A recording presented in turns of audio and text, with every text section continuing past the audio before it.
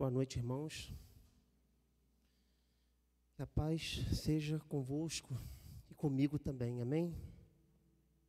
Meus irmãos, hoje estaremos estudando, sobre o livro de Tiago, no capítulo 3, do versículo 1 ao 12.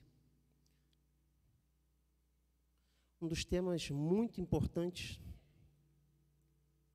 e tão atuais, Quando Tiago, o irmão do Senhor Jesus, fala às igrejas, perseguidas e dispersas em Jerusalém. Meus irmãos, então vamos começar a nossa leitura. A guarda da língua. Meus irmãos, não sejais muito de vós, mestres, sabendo que recebemos um juízo mais severo. Todos tropeçamos em muitas coisas. Se alguém não tropeça em palavra, este homem é perfeito e capaz de refrear todo o corpo. Ora, quando pomos freios na boca dos cavalos para que nos obedeçam, conseguimos dirigir todo o seu corpo. Vejo também os navios, que sendo tão grandes, levados por impetuosos ventos, com um pequenino leme, se voltam para onde queira o impulso do timoneiro. Assim também a língua, um pequeno membro, mas se gaba de grandes coisas. Vede quão grande bosque um tão pequeno fogo incendeia. A língua também é fogo, mundo de iniquidade, situada entre nossos membros. Ela contamina todo o corpo, inflama o curso da natureza e é, por sua vez, inflamada pelo inferno. Toda espécie de feras, de aves, de répteis, de animais do mar se doma e tem sido domada pelo gênero humano, mas a língua nenhum homem pode domar. É mal contido, está cheia de veneno mortal. Com ela bendizemos ao Senhor e Pai. Também com ela amaldiçoamos os homens, feitos à semelhança de Deus. Da mesma boca procedem bênção e maldição. Meus irmãos, não convém que isso seja assim. Pode a fonte jogar do mesmo manancial água doce e água amarga? Meus irmãos, acaso pode uma figueira produzir azeitonas ou uma videira figos? Tampouco pode uma fonte de água salgada dar água doce. Amém? Vamos orar, meus irmãos, inclinar nossas cabeças em reverência ao Senhor. Pai, guarda nossa língua, Senhor, guarda todo o nosso ser, que possamos ser bênçãos, que possamos, Senhor, nos ajudar mutuamente, que possamos buscar a Tua face, Teu bem-querer, que possamos, Senhor, parecer com Cristo, nosso Senhor e Salvador. Ó Deus, tenha misericórdia de nós, perdoe os nossos pecados, esteja conosco hoje e sempre, Senhor. Ó Senhor, faça morada em nós, que possamos, Senhor, sujeitar o nosso corpo, a nossa mente, o nosso espírito que foi transformado por Cristo. Que de nossa boca, Senhor, possa sair bênçãos e não maldições. E que possamos, Senhor, com nossa vida e nosso testemunho, fazer a Tua obra e expandir o Teu reino, Senhor. Ó Deus, este é o nosso objetivo, esta é a vontade do nosso coração. Essa é a oração que eu faço, agradeço, pedindo, em nome de Jesus. Amém. Bem, no primeiro versículo diz assim: meus irmãos, não sejais muitos de vós, mestre, sabemos que recebemos um juízo mais severo. Aqui Tiago está dizendo o seguinte: muitos querem ser mestres, muitos querem realmente serem líderes em sua igreja, Querem liderar. Se você realmente foi chamado para liderar, muito bom. Se é a vontade de Deus, que assim seja. Mas o verdadeiro mestre tem que ter em vista que ele é o primeiro a servir. Ele é aquele que motiva as pessoas, é aquele que lidera, que edifica a igreja, é aquele que desenvolve as pessoas e os dons espirituais que o Espírito Santo tem enviado. Este é o verdadeiro mestre. É aquele que será cobrado quando faz o contrário. Quando quer realmente os louros do cargo, quando é uma pessoa que busca agradar a si mesmo. Este não serve como mestre. Ao contrário disso, Tiago diz, aquele que motiva, aquele que serve, aquele que sempre segue os exemplos do nosso Senhor Jesus Cristo, que serviu, que não usurpou realmente em lavar os pés dos apóstolos, que não negou colocar uma criança na frente deles e dizerem, aquele que quer ser o maior no reino de Deus, que sirva, que se faça como uma criança, que tenha um coração de uma criança. O coração de uma criança é um coração que não espera nada. É um coração que age realmente com naturalidade, age com amor. Assim deve ser o mestre, aquele que tem comunhão com Deus, aquele que edifica a igreja, aquele que serve de ponte com seu testemunho e com seu serviço entre os homens e Deus. Este é o verdadeiro mestre, aquele que não se orgulha em seus feitos, mas que traz uma visão e faz com que todos participem desta visão, que queiram realmente se integrar. É aquele que é lembrado por todas as suas vitórias, mas também por suas derrotas. É aquele que é lembrado não por permanecer no comodismo, mas porque realmente transformou vidas e pessoas. Este é o verdadeiro mestre. O mestre que é lembrado, ao contrário de muitas pessoas, né? Que são pastores, se dizem mestres, que ocupam um lugar até com honestidade, mas muitas vezes com comodismo, fazem um trabalho bem feito, mas não transformam vida nenhuma, né? Vida alguma, ou a vida de ninguém. Simplesmente passam. São lembrados por sua liderança, são lembrados por sua honestidade no cargo, são lembrados como pessoas que estiveram ali, mas não transformaram ninguém, não tiveram seus feitos realmente implantados, a sua visão não foi reconhecida. Infelizmente, a maioria das pessoas que ocupam um cargo assim, são assim, pessoas regulares. Ao contrário disso, Tiago está falando. Ele está chamando pessoas com excelência, que façam a obra de Deus com inteligência, com amor e, acima de tudo, com muito coração. Estes são os mestres. Por isso ele diz, meus irmãos, não sejais muitos de vós mestres, sabendo que receberemos um juízo ainda mais severo. E o que estava acontecendo nessa igreja? Para Tiago falar dessa forma já no versículo 1.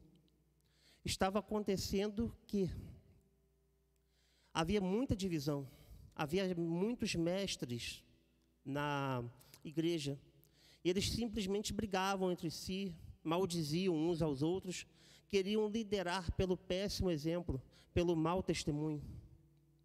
Muito parecido o que estava acontecendo nos tempos do Senhor Jesus, no Sermão do Monte.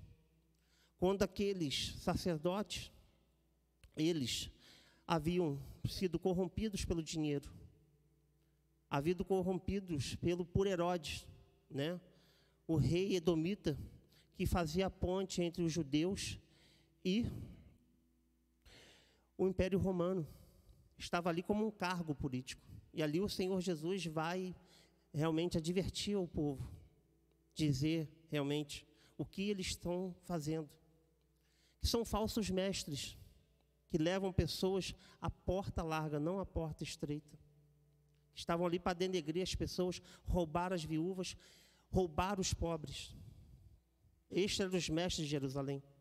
E na igreja isto estava ocorrendo muito, mesmo na igreja perseguida. Havia divisões. Então Tiago aqui está dizendo, vocês que querem ser mestres, querem ser reconhecidos como mestres, se vocês não conduzem o povo de Deus à porta estreita, se vocês não fazem a diferença, se vocês não dominam a própria língua, se não dominam o palavreado, se não possuem domínio próprio, como serão mestres? Daí, meus irmãos, do versículo 2 ao versículo 5, ele vai fazer uma advertência muito grande sobre o poder da língua. E o que nós podemos fazer com a língua de bom e o que nós podemos fazer com a língua de ruim. No versículo 2 ele diz assim: todos tropeçamos em muitas coisas. Se alguém não tropeça em palavra, este homem é perfeito, é capaz de refrear todo o corpo. Ora, quando pomos freios na boca dos cavalos, para que nos obedeçam, conseguimos dirigir todo o seu corpo. Veja também os navios, sendo tão grandes e levados por impetuosos ventos, com um pequenino leme, se volta para onde quer o impulso do timoneiro. Assim também é a língua, um pequeno membro, mas se gaba de grandes coisas.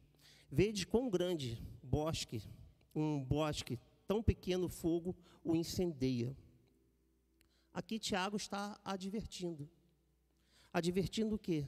A ira do homem, né? Que não traz a glória de Deus. Muitas vezes nós fazemos coisas boas, nós nos orgulhamos disso, né? Muitas vezes nós trabalhamos muito na igreja, nós somos pessoas honestas em nossos trabalhos, e nós nos orgulhamos disso, não somos pessoas ruins. Só que existe um problema muito sério, né? Em cima desse orgulho próprio. Muitas vezes, por nós cumprirmos com nossa obrigação. Aí que mora o perigo, o problema com a nossa língua. Aí que vem o problema.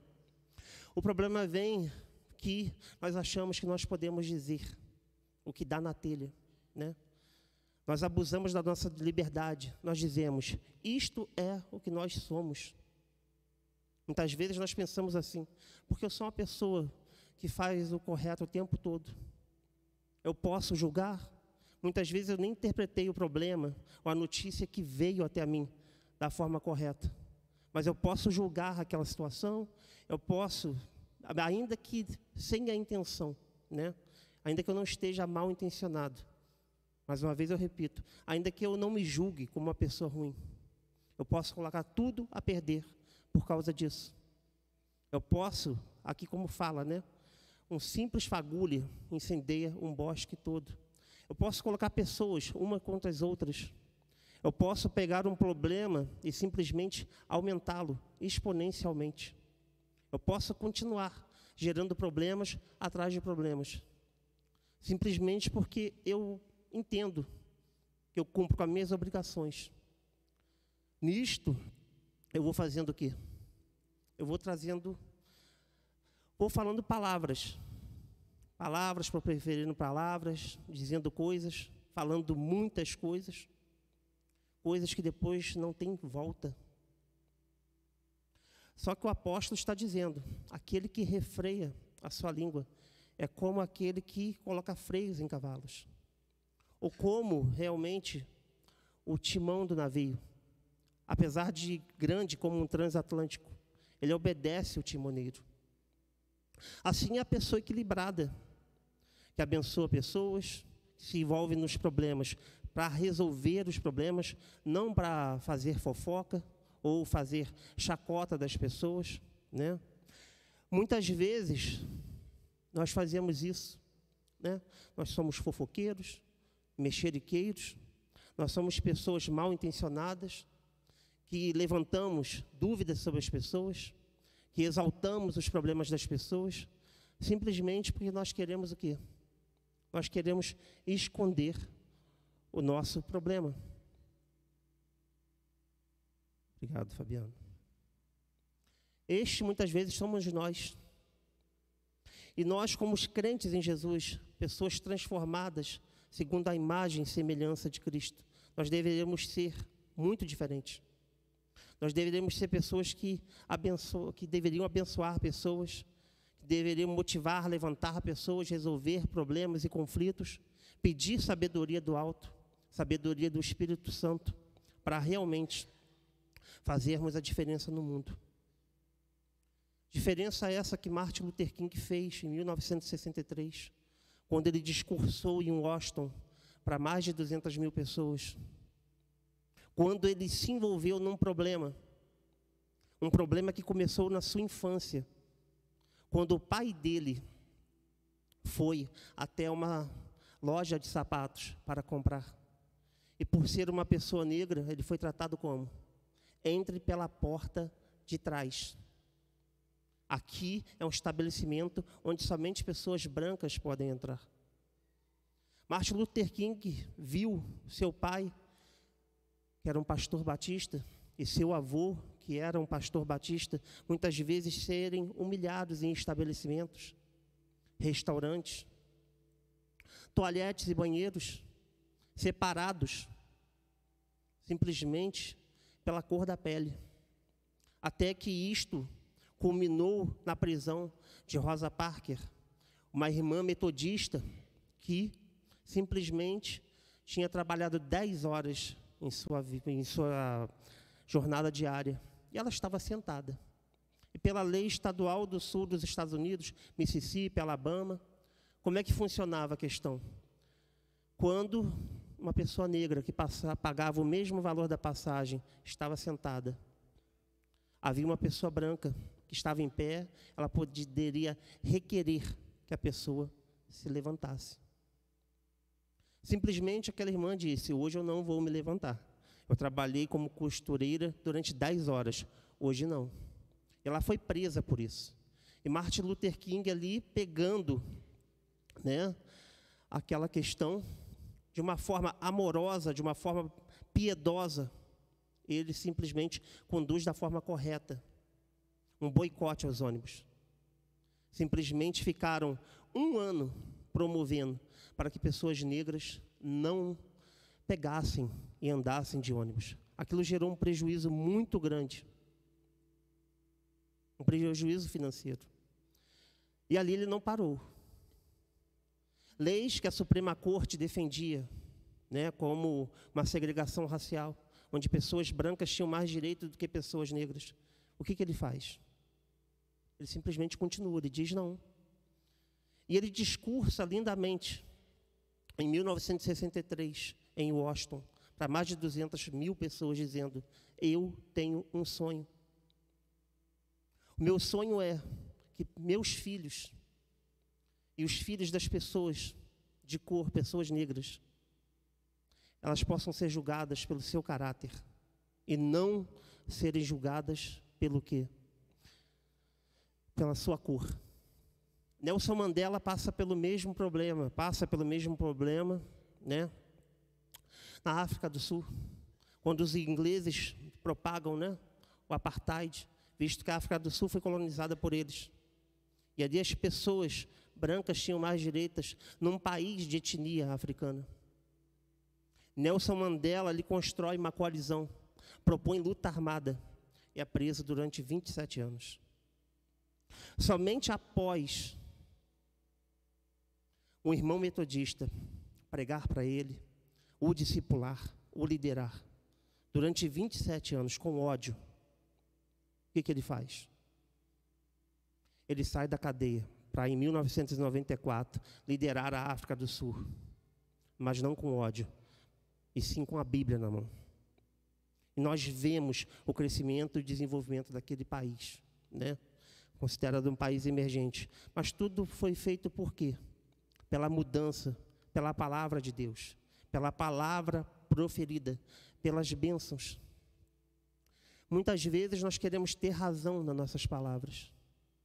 Nós aceitamos as provocações. Meus irmãos, quanto foi difícil para mim fazer essa leitura, o quanto é difícil para mim pregar esse texto. Eu que muitas vezes, meus irmãos, esse texto se encaixa em mim. Eu muitas vezes achei que eu poderia fazer o quê?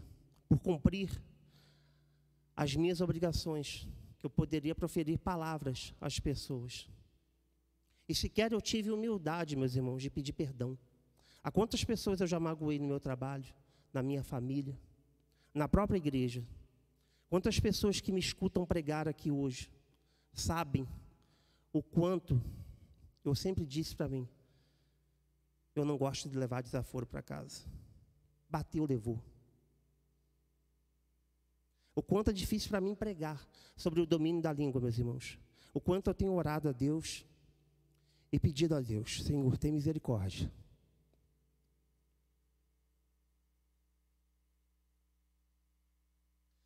É um texto muito tenso, meus irmãos. Se eu pudesse passar, né, parece que foi estudado, né? O Júlio fez as perícopes aqui, o nosso vice-presidente. Parece que ele escolheu esse texto aqui para mim, meus irmãos. Quanto é difícil para mim pregar.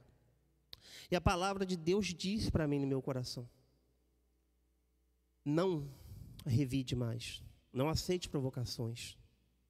Tenha domínio próprio, tenha calma, tenha comunhão com Deus.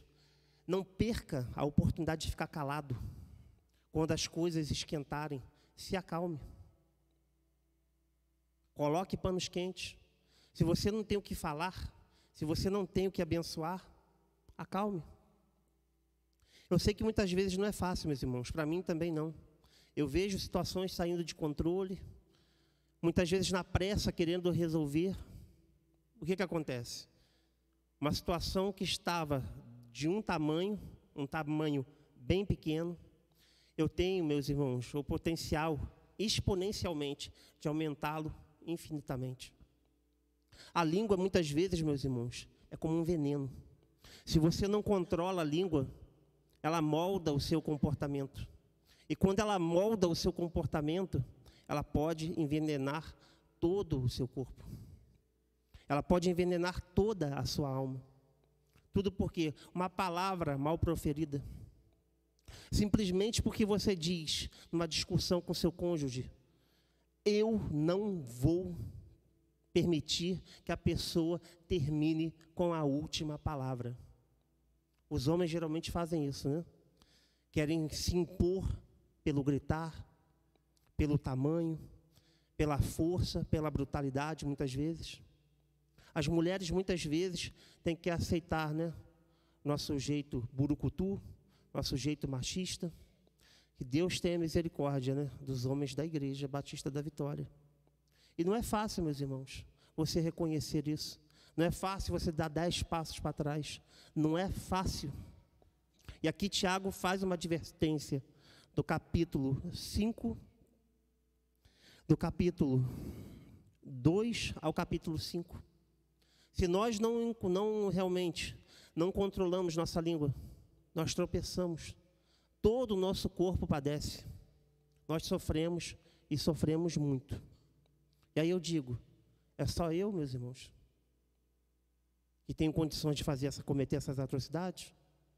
Ou todos nós aqui temos esta condição, temos este potencial? Meus irmãos, a Bíblia deixa bem claro. Se você é nervoso, numa fechada de um trânsito, meus irmãos, feche a boca.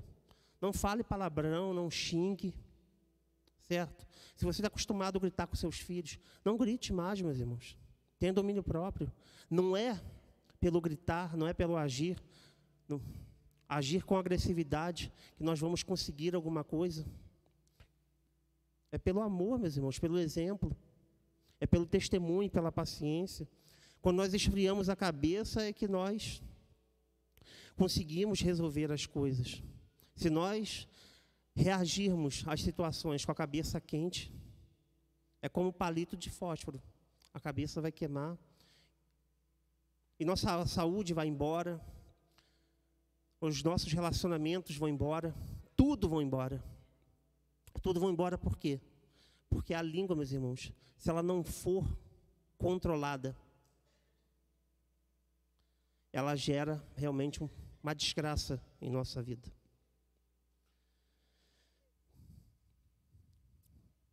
Esta é a língua, meus irmãos. Esta é a língua. Bendita língua e muitas vezes maldita língua. No versículo 6 ele diz assim, meus irmãos, do versículo 2 ao versículo 5. No versículo 6 diz assim: a língua também é fogo, mundo de iniquidade, situada entre os nossos membros. Ela contamina todo o corpo, inflama o curso da natureza e é, por sua vez, inflamada pelo inferno.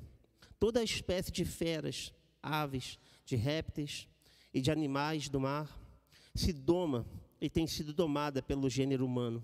Mas a língua nenhum homem pode domar. É mal contido, está cheio de veneno mortal. Com ela bendizemos ao Senhor Pai e com ela amaldiçoamos os homens feitos à imagem de Deus. Né? A língua, meus irmãos. Eu que vim do estado do Rio, né, até os 16 anos, nós tínhamos uma tradição lá em Petrópolis. Nós morávamos em lugares onde havia muita vegetação. Petrópolis tem muita vegetação, muita mata atlântica. E nós fazíamos balões. Nós adorávamos fazer balões, né? Era uma coisa que eu gostava muito. Desde criança você é educado, né? Eu já disse aqui, né? Era um prazer fazer Judas, né, das pessoas, né? Falar mal das pessoas, né? E lá resolver eu nunca fui, mas fazer Judas para malhar a vida das pessoas, isso eu sempre fiz. É de criança, você aprende na rua, né? Você não aprende isso na escola. Você não aprende isso com seus pais. Da mesma forma, nós fazíamos balões caixotes, aqueles balões quadrados, enormes. Fazíamos balões japoneses, balões grandes, balões pequenos. E muitos deles davam errado. E o que nós fazíamos? Eles caíam na vegetação, na Mata Atlântica, perto de casa. Qual que era a primeira coisa que nós fazíamos? Pegar uma ficha de telefone, colocar a ficha no orelhão e chamar o bombeiro, meus irmãos. Vocês acham que à noite, em Petrópolis, num morro muito alto, parecido com o Morro do Tupã aqui, no São Pedro aqui, vocês acham que o bombeiro vinha? Nunca. Eles nunca foram apagar o incêndio. Era nós que íamos lá e apagávamos o incêndio, que nós mesmos causamos, né? Agora, quando os balões davam certo, balões grandes, e iam para o outro bairro, e afetavam as casas das pessoas, afetavam a rede elétrica, afetavam a vegetação de outros bairros, e nós não víamos, isso não era problema nosso, meus irmãos. O que os olhos não veem, o coração não sente. Nós não estávamos nem aí. É problema do outro. Nós terceirizávamos o problema. Assim, muitas vezes, são nossas atitudes. Atitudes que chegam até nós, atitudes que nós geramos aqui, né? Uma informação falsa, não, fake news, uma notícia falsa sobre alguém que nós levantamos, um falso testemunho, né? Para entre os 10 mandamentos. Muitas vezes da gente nós pegarmos e consertarmos a situação. Agora, quando isso toma proporções estrondosas, que saem do nosso limite, né? Quantas pessoas têm feito tão mal, utilizado tão mal as redes sociais? Pessoas que têm brigado por causa de política, denegrindo perfis de pessoas que são honestas, simplesmente porque discordam de religião, de política, de time de futebol. Essa pessoa passa a não prestar mais. O problema é que aquilo que eu falo toma proporções gigantes. E depois eu não consigo mais voltar atrás, eu não consigo consertar. Ainda que eu peça perdão e fale que é mentira. O que acontece? Isso ecoa. Eu disse isso na escola bíblica e vou repetir. É como um saco de penas. Você está no alto da montanha, de um penhasco, e você joga. Tente ir lá atrás depois, meus irmãos, colocar as penas, buscar as penas e colocar dentro do saco novamente. Assim, muitas vezes, são as palavras que nós proferimos. Pessoas que nós magoamos, simplesmente porque não concordam com a gente, ou pessoas que viram nossos problemas e tentaram nos ajudar, e nós não queremos muitas vezes mudar, nós denegrimos essas pessoas. É muito difícil para o ser humano reconhecer os seus erros e suas falhas. Por isso que são poucos aqueles que entrarão no reino de Deus. Por isso são poucas as pessoas. Porque proferem o mal, o falso testemunho. Muitas vezes você disse uma coisa para a pessoa, entrando em confronto com aquilo que ela disse para você. E simplesmente ela vira para o outro e fala, ele disse isso, isso e aquilo. Tira de todo o contexto, né? É como a palavra de Deus aqui. Se eu pegar uma palavra aqui, tirar do contexto e fazer uma exegese, né? Mal feita, o que vai acontecer? Eu posso simplesmente trazer o entendimento errado da palavra de Deus. Aí daqueles que fazem isso, né? Que promovem esse tipo de pregação e ensino. Falsos mestres, que roubam muitas vezes os órfãos e as viúvas, como nos tempos do Senhor Jesus. E nós não estamos livres de fazer isso. Por isso que Tiago está falando, guarda a língua. Toma cuidado com a língua. Pensa antes de falar. Muitas vezes o nosso coração é corrompido pelo sofrimento, por traumas, por problemas que nós mesmos criamos, né? Nós vamos trazendo, né? Um abismo puxa um outro abismo. Uma mentira que você conta, para sustentar aquela mentira, você tem que contar outras mentiras. Um falso testemunho que você levanta de uma pessoa, aí você tem que dizer outro falso testemunho, e aquilo toma proporções gigantes. Tudo porque muitas vezes nosso coração está turbado, nosso coração está cheio de raiva, de ódio. E aí o que nós fazemos? Nós simplesmente pegamos e envenenamos mais, porque nós não controlamos a nossa língua. Como nós não controlamos nossa língua, ela envenena todo o nosso corpo. E se envenenasse somente nosso corpo, estaria de repente até bom. O problema é quando isso toma proporções gigantes e prejudica outras pessoas. Aí sim, meus irmãos. E como eu disse aqui, as coisas saem do controle muito rápido. Elas podem sair do nosso controle muito facilmente. Então, Tiago aqui, sendo um mestre muito prático, ele nos chama a controlar a língua. Ele nos chama a muitas vezes ficar calados. Não tenho o que falar, ou não tenho o que acrescentar, fique quieto. Está em casa muitas vezes, né? Muitas vezes nós estamos magoados com o nosso irmão, muitas vezes nós estamos magoados com o nosso cônjuge, frustrados com a nossa vida. Nós vemos o que Hitler fez com a vida das pessoas, simplesmente porque ele ficou frustrado, né? Nós tivemos aula com um excelente professor, Willy Baldo, em que ele disse que Hitler fez o que fez em toda a Europa, em todo o mundo, promovendo quase 100 milhões de mortes, né? 40 milhões de judeus, simplesmente porque ele não passou aonde? Na universidade. Ele queria ser artista plástico. Como ele foi reprovado, o que aconteceu? Ele usou aquelas frustrações, dizendo que nada dava certo na vida dele, para fazer o quê? Para inflamar multidões. E o discurso começou como?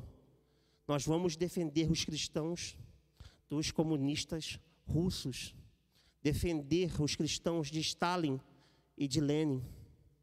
Mas, na verdade, ele queria o quê? Ele queria o poder para a destruição. O ódio tomou conta do seu coração. E a língua estava envenenada. Envenenou o seu corpo e envenenou toda uma nação, trazendo uma guerra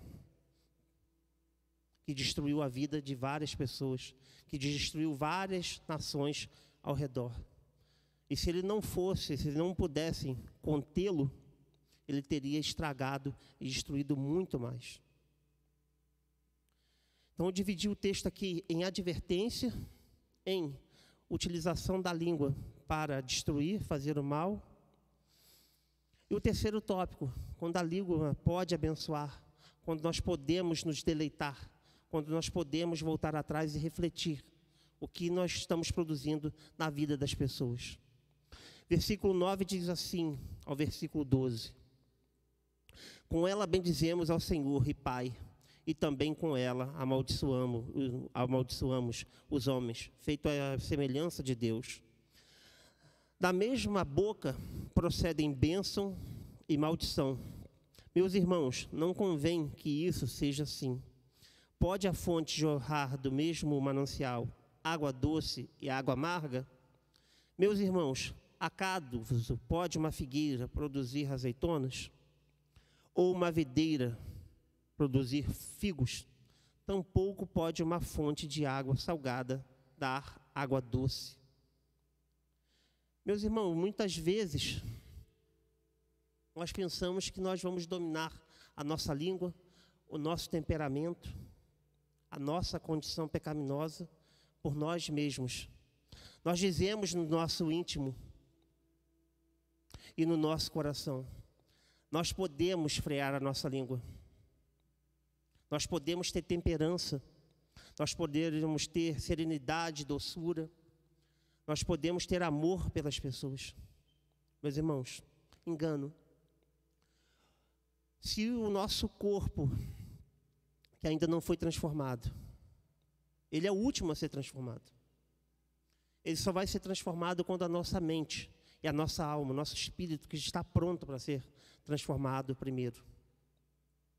Quando estes forem transformados, quando o nosso desejo for o desejo de fazer a vontade de Deus, de estar em obediência a Deus, de proferir bênção para as pessoas, se no nosso coração nós dizemos isso, se todo dia nós oramos pedindo a Deus, clamando por misericórdia, se nós mudamos o nosso temperamento, o nosso ser, aí sim, meus irmãos, nós clamamos ao Espírito Santo de Deus, para que o Espírito Santo de Deus controle o nosso corpo, que Ele sujeite o nosso corpo, a nossa mente e a nossa alma. Nós clamamos e pedimos ao Espírito Santo que nos molde segundo os moldes do Senhor Jesus Cristo, né? Porque o apóstolo Paulo mesmo, ele diz no capítulo 7 de Romanos, aquilo que eu quero fazer, isto eu não faço. E o que eu não quero fazer, isto eu faço. Pobre, homem que eu sou, escravo do pecado. Ele que diz, isto por quê? Porque ele nunca esqueceu no passado o que ele fez com a igreja. Baseado em Números, se não me engano, 24, 21, diz o seguinte, que Finéias vingou o povo de Deus quando os moabitas, incitados por Balaão, incitaram uma orgia aonde dentro do território de Israel. E ali várias pessoas fizeram o quê? Elas se contaminaram pelo pecado. E o líder da tribo de Simeão, ele pega uma moabita. Ele tem relações ilícitas e carnais com aquela mulher dentro de sua barraca. E ali o sacerdote, tomado por um furor, que era um furor de Deus, porque por aquelas atitudes que aquele povo tomou no meio do deserto, eles não entraram na terra prometida. E o que eles fizeram? Ali morreram mais de 30 mil pessoas, só por causa de um ato impensado, de um ato pecaminoso que o povo tomou. E ali diz que Finéias atravessa o corpo do príncipe da tribo de Simeão, juntamente com a mulher moabita. E diz ali o que acontece. A justiça de Deus se aplaca, as pessoas param de morrer. Aquilo foi considerado para Deus uma coisa correta. Ainda que de forma sanguinária e violenta, vista nos nossos dias hoje, né? O contexto ali do Antigo Testamento era outro. Eles tinham acabado de receber a lei de Moisés. E eles pecaram de forma tão indecente. Paulo, tomado desta palavra, tomado desta leitura de Números, aí eu não sei, não me lembro aqui se é 21 ou 24. Ele faz a mesma coisa ao perseguir os cristãos. Ele perseguiu em Jerusalém, na Judéia, na Galileia, até que ele parte para Damasco, para matar e aprisionar todos os cristãos que ele pudesse, para realmente ali fazer o que ele entendia como um judeu, a vontade de Deus. Mas Deus se coloca no caminho. Deus fala com ele. Que a igreja que ele perseguia era a igreja protegida por Deus. Era o próprio corpo de Cristo, por quem ele deu a vida, por quem ele estava disposto a morrer e morreu, e disse na cruz, está consumado. Paulo, lembrando disso, ele diz, quantas coisas ruins eu fiz, quantos pecados eu cometi. Por isso eu sou escravo do pecado, por isso eu tenho traumas, por isso eu dou razão para que as pessoas sintam raiva de mim. Muitas vezes nós tomamos atitudes erradas, como o apóstolo Paulo tomou. Muitas vezes nós fazemos o que é errado. Cabe a nós parar, findar isso. Cabe a nós, nesse momento, guardarmos a nossa língua, cuidarmos da nossa língua, cuidarmos do nosso testemunho. Cabe a nós mostrarmos que nós fomos transformados por Cristo. Cabe a nós, neste momento, clamar por misericórdia e perdão de Deus. Que possamos ser realmente servos leais, servos sinceros, servos que amam a Deus, que colocam a vontade de Deus acima de tudo, que amam a Deus sobre todas as coisas e que amam o nosso próximo, né? Como nós amamos a nós mesmos.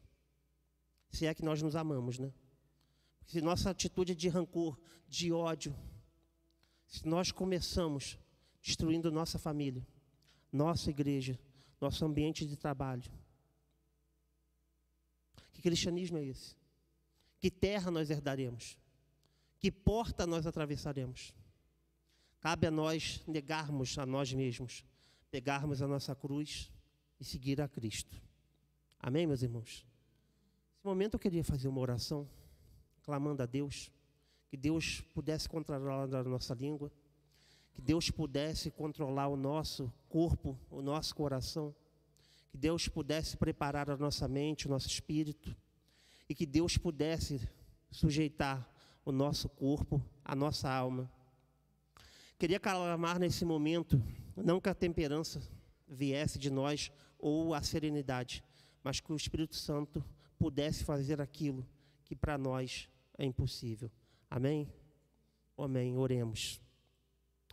Pai, nós sabemos o quanto é difícil, Senhor, nós controlarmos a nossa língua, Senhor. Nós sabemos que muitas vezes nós proferiremos bênçãos, mas também maldição. Ó Deus, aquilo que for possível para nós, Senhor, que o Senhor nos ajude a fazer, Senhor. Aquilo que for possível, que o Teu Espírito Santo coloque no nosso coração. Que possamos vir nos arrepender, Senhor, de verdade, de todo o nosso coração. Que possamos vir a Te servir em espírito e em verdade, Senhor. Que possamos fazer como aquela mulher samaritana, que tinha um problema conjugal, que já estava no 5º ou no 6º esposo, Senhor. Mas que teve um encontro com Cristo. E ali fontes de água viva jorraram dela. Aquela mulher, Senhor, teve sua vida transformada com o encontro com Cristo. Ó Deus, que possamos ter um encontro com Cristo, Senhor, que possamos ter uma fonte de água viva jorrando de dentro de nós, que possamos ser bênçãos para todas as pessoas que vierem nos procurar como cristãos, que possamos ser cristãos verdadeiros, que possamos, Senhor, ser verdadeiros mestres, que influenciem, Senhor, essa geração, que possa influenciar outras gerações posteriores. Faz de nós bênçãos, Senhor. Tira de nós o que não provém de Ti, Senhor. Ó Deus, tira o ódio, o rancor, a mágoa. Tira de nós, Senhor, coisas que aconteceram no nosso passado. Ó Deus, que possamos tirar lições daquilo que aconteceu. Mas não nos deixe, Senhor, ficar presos no nosso passado e em nós mesmos. Vem nos libertar. Ó Deus, e aquilo que é impossível para nós, Senhor, ter domínio próprio, temperança, doçura, Senhor, e serenidade, que o Teu Espírito Santo venha fazer, Senhor, que o Teu Espírito Santo venha habitar em nós, venha que nos fazer uma nova criatura, Senhor. Aquilo que foi prometido no nosso batismo, quando nós proferimos, Senhor, nossa profissão de fé. Que isso possa acontecer hoje e sempre, Senhor. Que possamos nascer de novo, como foi a proposta que o Senhor disse para Nicodemos. Ó Deus, que possamos, Senhor, colocar nossas pedras, que muitas vezes nós queremos tacar nas pessoas, no chão, Senhor. Pois nós não temos moral para atacar pedra em ninguém, Senhor. Porque quem não tem pecado, atire a primeira pedra. O Senhor poderia ter atirado todas as pedras em nós, mas o Senhor resolveu dar a vida por nós, Senhor. Ó Espírito Santo de Deus, em Ti nós cremos, Senhor. Faça morada em nós, Senhor. Nos faça refletir na Tua santa palavra.